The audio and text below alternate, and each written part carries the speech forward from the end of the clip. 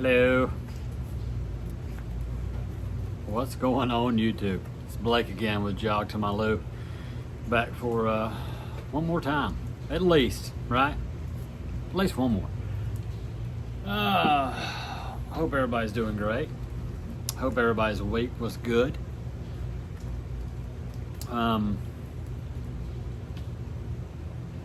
This is a running video, channel. But you don't have to run to like content, right? Because this is more really of being positive and helping each other and kind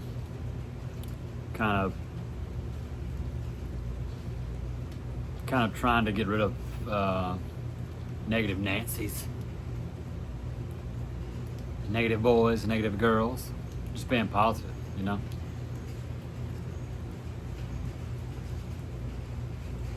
If positivity was more contagious than negativity, man, the world would be a better place, wouldn't it? Let's help each other out. Okay. You don't have to run a race. Did you know that? You don't have to run a race. You can, I know people that run and don't run races, they just run.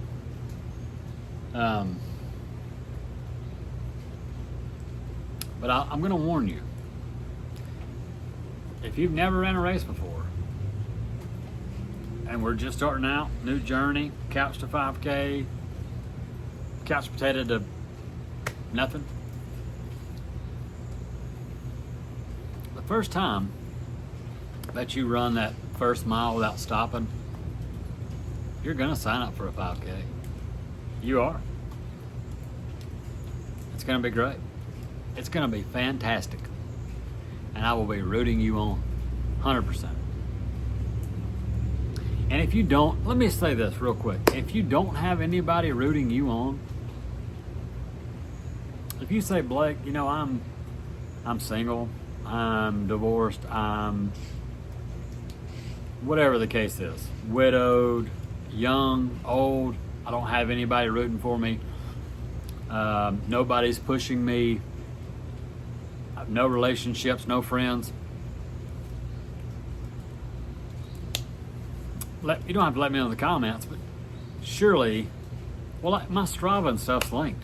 Click on Strava, send me a message. If you need somebody to pep you up, to get you fired up, I can send messages. Everybody deserves to have somebody, okay? Let's get after it. So I told you guys and girls, welcome ladies. I kind of gave you where I started and came from to where I'm at today. What I failed to tell you all is I think maybe important for some of you cats that are new, maybe not, I don't know, maybe I'm talking to nobody, but I do know for sure at the time of this I have 20 subscribers. It's pretty good for one video. For me, I'm gonna be honest with you, I told my wife, I think I'm just talking to a screen, nobody's gonna like it. So if you do, hey, that's awesome. Thumbs up, like, subscribe. That'd be phenomenal. And seriously, if you don't have anybody, my Instagram's down there, Strava's down there. I'm sure you can email, somehow you can hit my name and email, whatever. Just get with me, let me know. So what I didn't, for the new people that have never ran or don't really have any training plans, there are 100 ways to do this. You can pay for one. At first I didn't realize you could do that, but anything as natural as this, there's coaches for everything. You can pay for it, you can get it free, you can make your own, whatever you want to do. For me, I wound up going with Hal Higdon. You can just Google Hal Higdon or Higdon Training Plans. I used Hal Higdon for my 5K, 10K, and my first half marathon. I think I would probably say that in my first few races, I overestimated myself because that's how I am. And I undervalued rest. I think rest is very undervalued in a lot of people's training, especially if you're new. I would still call myself new. I started, like I said, in November, so 8 months roughly, not quite, right at 8 months. I think I'm still new. I do not undervalue rest anymore. I do take care of myself. Anyway, I'm getting out, y'all. You let me get off subject.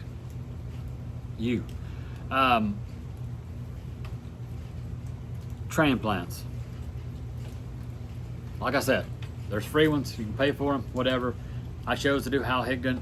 I think that they got me where I needed to go at the time. I mean,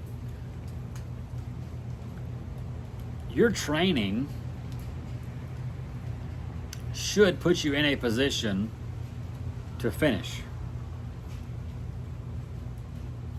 How you train should put you in a position to beat your last finish. Hey, I used to be a bare minimum guy. I mean, this is pretty much like where I come to tell everybody I'm below average, right? So I may as well just keep it real. I've always been a bare minimum guy. And now you want me to go out here and run in the heat? And you want me to do, like if a training plan, I don't know why I said that so weird, but if a training plan told me to run between 4 and 6 miles, depending on what part of my training I'm in, probably gonna do 4. I mean, just gonna be honest with you. So, your training gets you to the finish line. The way you train gets you to the finish line faster. Fair? Is that fair to say? Let me know in the comments. And I say that because it brings me to this. I found myself wanting to run more towards the end of my first half marathon plan. And I knew that I was either going to have to go up in training. What I mean by that is when you go to Higdon or any of these other places, they're going to give you more than one option. You can do beginner to elite. And I started at beginner because I had never ran, I want to say the first week of HM, the Higdon HM3 is my start over. My 5K, I did like the top or bottom, however you want to look at it, like the easiest level. 10K, easiest level. Higdon, I would have probably done the easiest, but I could only run 3 days, and the HM3 was a 3-day plan. But towards the end of that HM3, I want to say like my total mileage on those last few weeks was like 12, maybe 15. No, I don't even think it was 15. Anyway, I found myself wanting to run more. So then I do my half marathon. I do it 2 hours, 19 minutes, whatever. I'm not disregarding that. 2:19 is a great time. 3:19 is a great time. You have to run whatever pace is you, right? So I'm not being negative. My wife says I'm very negative to myself about my running and my times. And I will agree with her on, if I just have a bad run, I have a bad run. I do sometimes get upset about it. And you're going to, you know? But if you weren't upset about it, did you love it? That's how I look at it. Like, I love running now. I cannot believe I do, but I love it. So I talk about it a lot. I want to do it a lot. I want to get better at it. I love it. Love it. So, this time through on a half marathon, I decided I was going to go crazy and let AI design me a plan.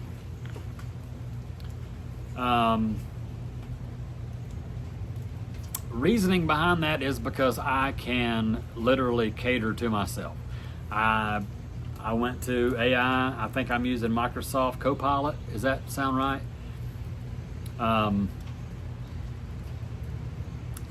It's just an AI generated.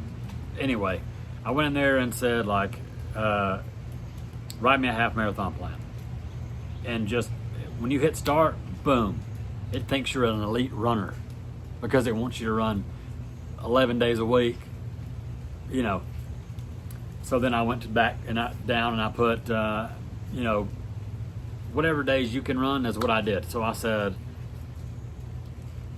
please make my runs. Oh, first of all, I said, yeah, please make my runs Tuesday, Thursday, Saturday. So it did that. And it still had it still had your mileage. It had it broke down into weeks and it had the mileage. And I noticed that the mileage was like, week 1 was like 26 miles. Well, I averaged like 21 miles a week. And then I looked and it said like, Tuesday is your, essentially just your run day. It never gives me a time or a pace. It just says, whatever, run 5 miles. Thursday's your workout. So you're either going to have your 4x, 8x, or whatever, your tempo runs or your pace runs or your hill split sprint workouts. Or Thursday is your workout day. Saturday is your long run. So then I said, well, maybe if I put, my recovery pace. So I put, my recovery pace is, I think I put 10:30 a mile, which some of y'all know that my normal pace is 10 to 11. I put 10:30 as a recovery mile because then I went out on a limb and I put my race pace, my goal race pace is 9:30. Now, I did talk about goals, dreams, goals, PRs on the last video. I think 9:30 is realistic. I mean, my first half was 2:19, which is 10:30. I'm not a mathematics guy, but roughly 10:35 or 10:37 a mile. But I was coming off of a 10K where I was doing like 10 miles a week, 12 miles a week. Towards the end of that, I think I was doing 15 miles a week. Maybe. Not a 10K, excuse me. I was coming off a 10K for my first half marathon where I was running like 7 or 8 miles a week. Jumped into the half marathon. Anyway, I think 9:30 is a realistic goal race pace. Am I going to be upset if I don't hit 9:30 every mile? No. You know what I'm going to do? I'm going to finish the race. 2 things are for sure. I'm going to finish the race no matter what I run per pay or per mile, and I'm going to be tired. Those are the 2 guarantees. And I may have to use the bathroom during the race. That's here nor there. I may not, but for sure I'm going to be tired, and I'm going to finish the race. I also used AI because at the latter part of my 10K, and actually my last half marathon plan, I found myself wanting to go up on mileage because I felt good. When you run, if you were to run 4 miles a day for 3 years, it's not even it's like a blip on the screen, right? You're gonna get faster. You're gonna be, you're gonna say, hey, I could probably run 8 today. Hey, I could probably run 10 today instead of 4, because you're so used to 4. I found myself reaching for more mileage. I wanted to run farther, and so I did. Even though the 10K plan said run, 4, I would do 5. Or if it said, Saturday run 7, I would run 8. So I wanted the availability to move things around. And also, it breaks everything up into week, like 1 month blocks. Tells you your first week, blah, blah, blah, second. if I get to a week where I'm not feeling great, excuse me, I can twist things around to where I need to. I can turn the heat up, turn it down. I can go up in mileage. Hey, move my long run to 11. Like right now, I'm in 10s. I think yesterday was my last 10. I think the next two are 11s. The following two are 12s. 2, 4, 6. And then I think is when I start a deload, maybe. I can't remember, but I like the availability. And if something wild were to happen and I can run way faster, I could change my goal race pace down a little bit or whatever. So that's where I'm at.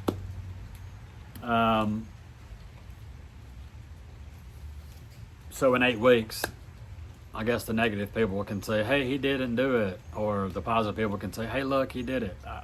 Doesn't matter. The focus should not be on pace. I've said this. I know this is only my second episode, but I say this in life. Like, y'all are so worried about what somebody else is running per mile. What does it matter? I'm not elite. Chances are, if you're watching this, you're not elite. And whether you're a negative or positive person, it doesn't matter what we run. What matters is that we just run. We're just getting busy, man, getting mileage, getting after it. So that's where I am in my journey as of right now. I just wanted to throw those things out there to you guys in case you were on the edge of doing a plan or had never done one before, or if you're coming out of a plan, going to go to another one and want to try something different. Hopefully that helps you guys. You know, there's a few options there, and you know, our bodies can do so much. I would say one thing for sure, and I can't stress this enough, you have to have rest. I mean, there's a guy that I follow on Strava he went from pretty much doing the same thing I do, 20 to 24 miles a week, which I don't do 24. I do like 21, I think. But he went from that to I think he's on like day 27 straight now of running every day. And a few of those are like 2 miles here, 4 miles here, 6 miles here, 2 miles here. But I think he did a half marathon yesterday. Not even a race, just a run. So, you know, that fires me up. That makes me want to run. But I'm in a plan where I need my rest, I feel like. Yesterday, luckily, I did 10 and I could have kept going. So that fires me up for next week when I got to bump up another mile. And down the stretch, I may try to add an extra mile here or there during the week, maybe 2 or something. But anyway, on to something different. Let's talk about what a runner needs. Not what you want, what you need. This also is for people that are right there on the edge of getting off the couch, or, you know, whatever. Your buddy got shoes for his birthday and now you kind of want to run. Your buddy said, hey, if you'll run a 10K or a 5K, I'll do it with you, and now you got to run. What do you need to run? Chances are you have everything you need in your house or in your car or whatever. You need shoes. You need shorts. You need socks. If you're a woman, you know, you need a shirt probably. I'm not. That's up to you. I think the world will be a better place if women ran with no clothes at all, but I'm just a happily married dude, and you know.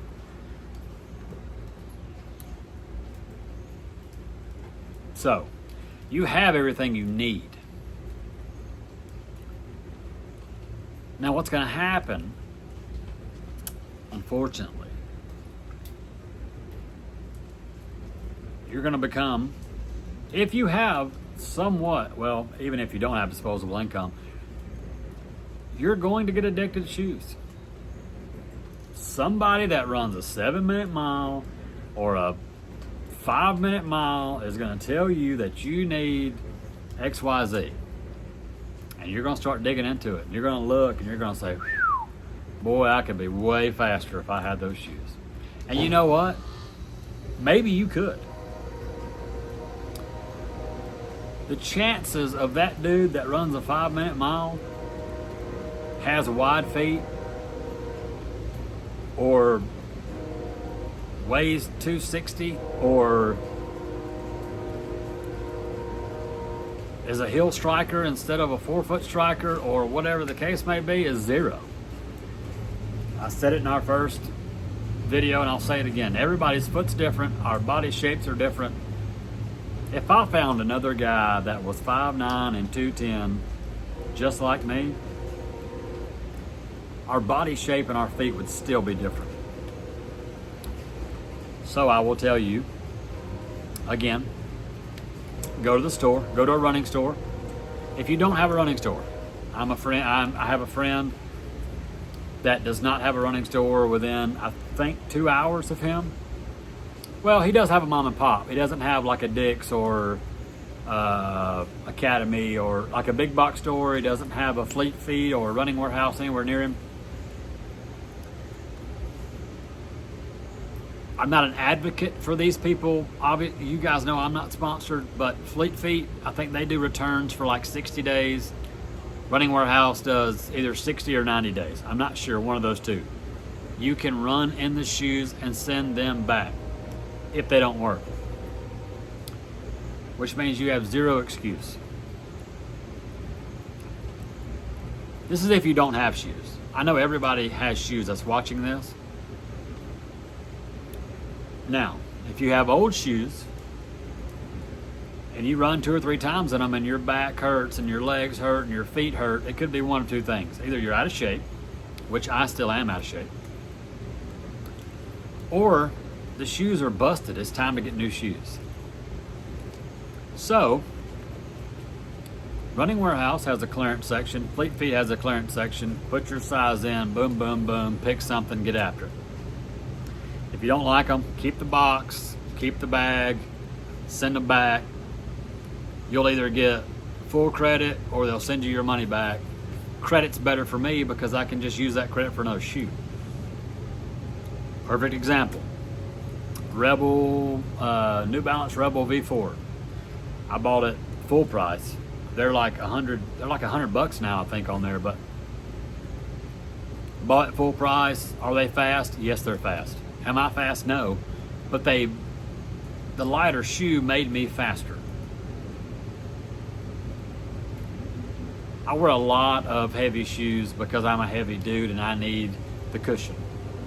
So when you go from a max cushion trainer, or excuse me, a max cushion shoe to a light daily trainer or even a faster daily trainer, tempo trainer shoe, you're naturally going to be faster.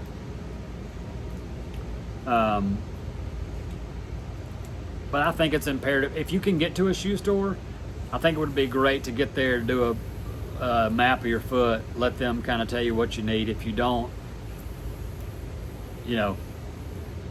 I'd buy a few pair of shoes, send back what doesn't work, kind of, I have wide feet and I'm overweight and I am like a midfoot to heel striker. Some of these shoes don't work for me. Right now I'm in Salomon Aeroglide 3s. That's pretty much my daily that's my daily mileage shoe. New Balance 1080 V14. I either wear that shoe to work every day because it feels phenomenal, or I wear Croc, whatever these are called, these slippers, Croc Super Max Cushion Croc sliders. Adidas Adios Pro 3. I've got 2 pair of those because they're phenomenal.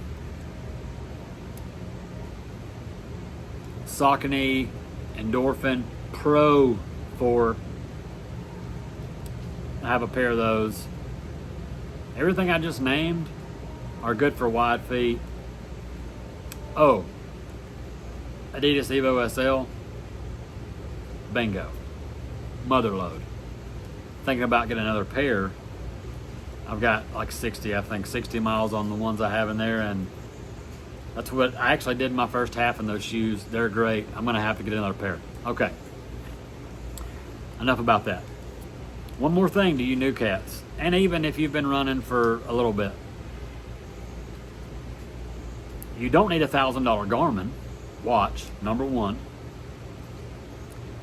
You don't need a bunch of running hats. Look, I quit wearing hats. I played golf for a long time.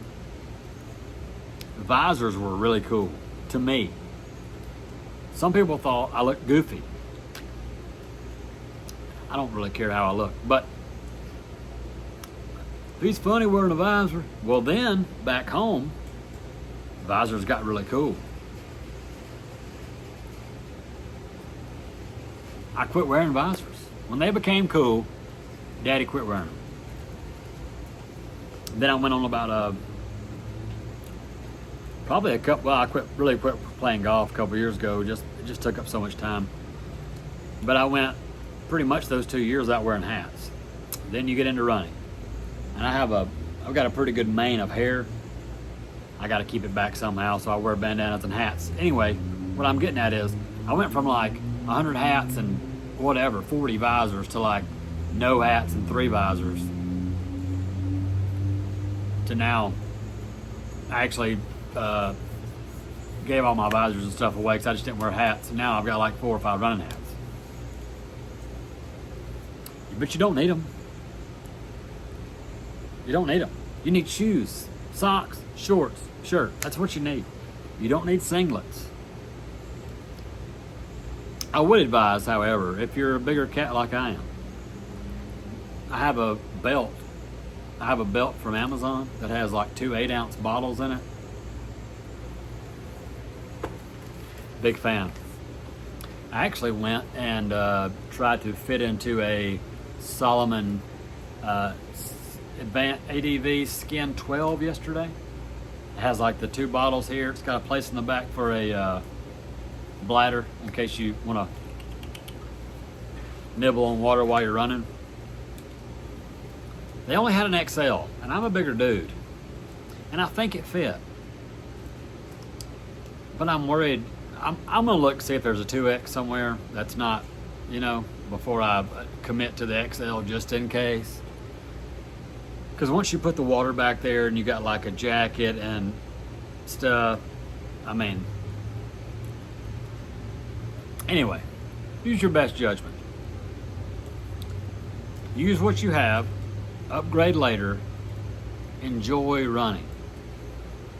If you're constantly after a pair of shoes, you're not going to enjoy what you're running in now.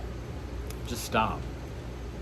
When I started, I had a gray pair, after I ran that 5K, 58-minute 5K, I went and bought a pair of shoes. New Balance 1080, version 14, all gray, dad drip, wide version. I had to get the wides because I have a wide foot.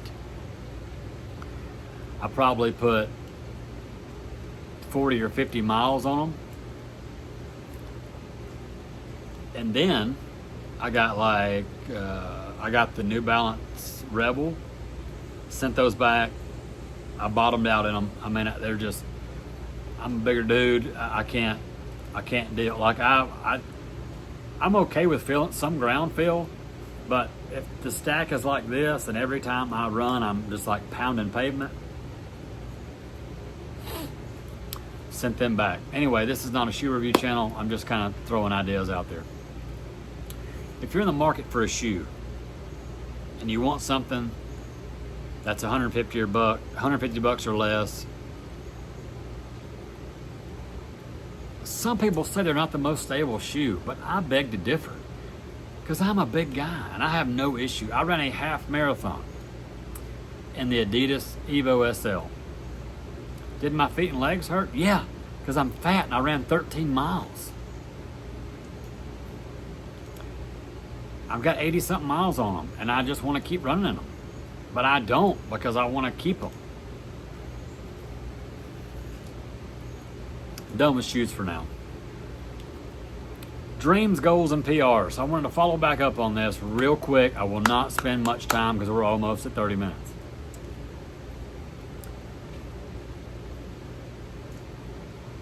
If you did not see the first video for whatever reason, please go back and watch it. But on the couch right now, you have dreams. I don't care what it is. It can be baking a cake. At some point, your dream becomes your goal. At some point, your goal becomes your new PR. Hey, I baked a cake for the first time.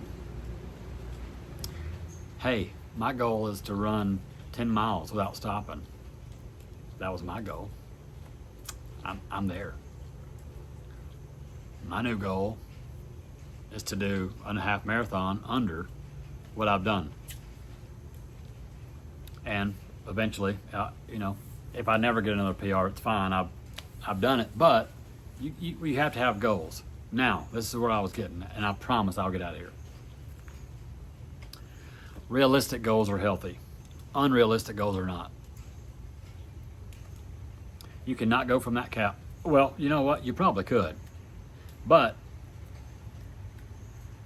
you more than likely are not going to be able to go from the couch to running a 5K in 14 minutes. That's an unrealistic goal. If you are running 16-minute miles, which is a great pace. Pace is all about you, not me. Well, it is about me. It's about everybody. You have your pace.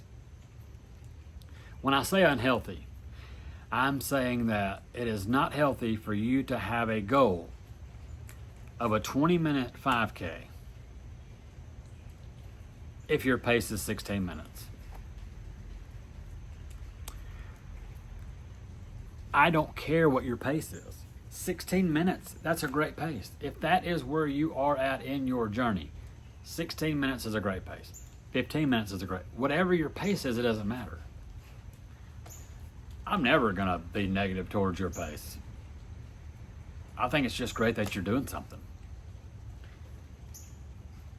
The negativity part you're going to be more negative on yourself because you can't hit your 20-minute, whatever I said, 30-minute PR. It's just mathematics, folks. Realistic goals. We need realistic goals. I think a realistic goal is on longer races, 10, 15 minutes, I think is a realistic goal. You have to have something to look forward to, but you can't. I think you do more damage with unrealistic goals than you do good. Because you can work your tail off and never hit that unrealistic goal. Just my 2 cents. Just my 2 cents. Last thing I'm going to talk about. I've kind of been following, I don't follow the guy, but he's in my rotation, like, how, whatever, Elon and the government. The more you watch of something, the more it, he's a bigger cat. And he's been getting a lot of negativity on his videos, and I don't know that he's on YouTube. Honestly, I don't remember where I see him at. I don't have TikTok, so it's either Facebook or Instagram. He's getting a lot of negativity because, honestly, I think it's just because he's a bigger dude and he's trying to do better. Like, how is your life so bad that you make fun of somebody for doing better? I don't get it. I will say that I'm guilty of following other people when I was young. Maybe not making fun of a specific person or something, but going along with other people just to, I guess, be cool in the moment. But we're talking about grown men, grown women, being negative comments to somebody that's, I think he was 500 pounds here like 2 weeks ago, and now he's just under 500. He's walking 10,000 steps plus a day. And the dude's trying to better himself, and we're being negative about it? Come on, man. Come on. Cut the dude some slack.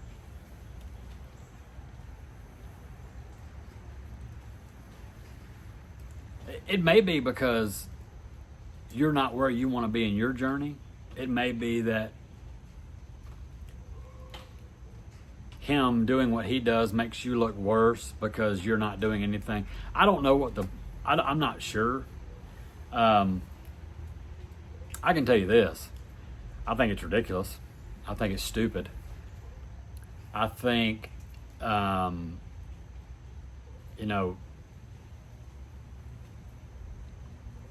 think positivity needs to be the forefront in our minds every day. If you can't be positive to somebody, just don't say anything about it. Just don't say anything. Negativity is an epidemic. It's an epidemic. It catches on like wildfire, and you will have people that you don't even know agreeing with you.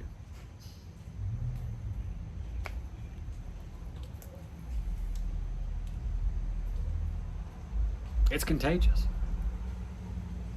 Let's turn our negativity into positivity. Let's turn it around to make the positivity contagious.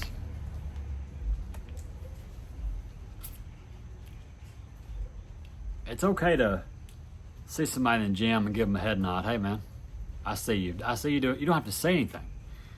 Just a wink or a tap on the butt. Not to a woman, but you know what I'm saying. It's okay to bump somebody up. It's okay to pump them up. I see you doing your thing. You look better than you did the last time I saw you. Get after it. You don't know where they're at in their life. You don't know. They could have lost a loved one. They could have nobody. Hey, let's just be positive. I'm going to end with this. A great historian once said, mediocre people don't like high achievers. High achievers don't like mediocre people.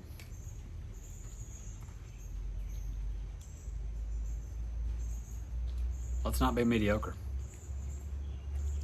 If you were wondering who said that, that was the great historian, Nick Saban. I love y'all. See you next time.